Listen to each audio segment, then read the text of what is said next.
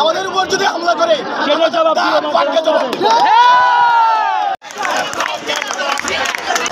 হৃদয়ে লেগেছে। আমরা আমরা আমরা আমরা আমরা খুব আবেগ আপ্লুত। আমরা এটার কট্টর বিরোধিতা করি, কট্টর খুব প্রকাশ করি শিক্ষার্থীদের পক্ষে। আমরা চাই খুব শীঘ্রই আমাদের আমাদের আমাদের কোটা সংস্কার হোক। আমরা চাই যে অন্তত 5%, আমরা 5% বলে ন্যায্য মনে করি, 5% কোটা দেওয়া হোক। অনেক বিষয় আমার প্রতিনিধি মুক্তিযুদ্ধের 30% দিয়ে আমাদের যে আপনারা যে বৈষম্য দেখিয়েছেন, এটা মুক্তিযুদ্ধের চেতনার পক্ষে না, এটা স্বাধীনতার পক্ষে না। আপনারা স্বাধীনতার মুক্তিযুদ্ধের চেতনার পক্ষে কিন্তু আপনারা স্বাধীনতার পক্ষে স্লোগান দিয়ে আপনারা 56% স্বাধীন দেশে 56% কোটা দিতে পারেন। আমরা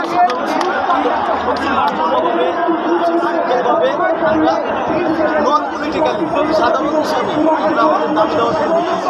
আমরা আগামীতেও আমাদের সংগ্রাম চলবে দাবিটা মেনে নেয়।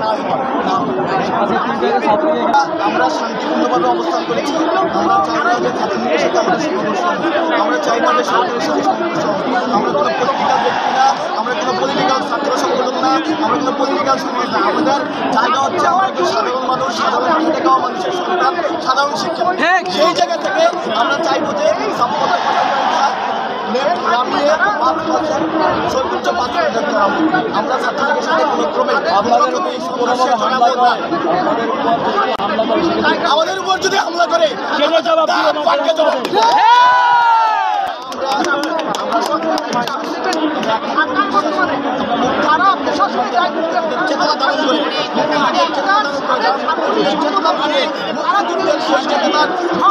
স্বাধীনতার বিরোধিতা করছে এবং শিক্ষার্থীদেরকে হামলা করার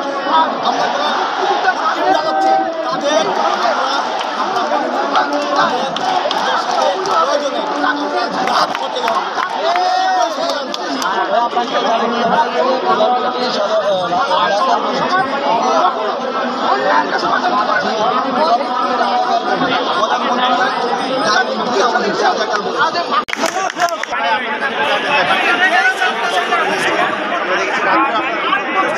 আজকে আপনারা সমাবেশ হয়েছেন, কি বলতে চান? আমরা বলতে চাই আমরা রাজাকারদের সাপোর্ট করতাম,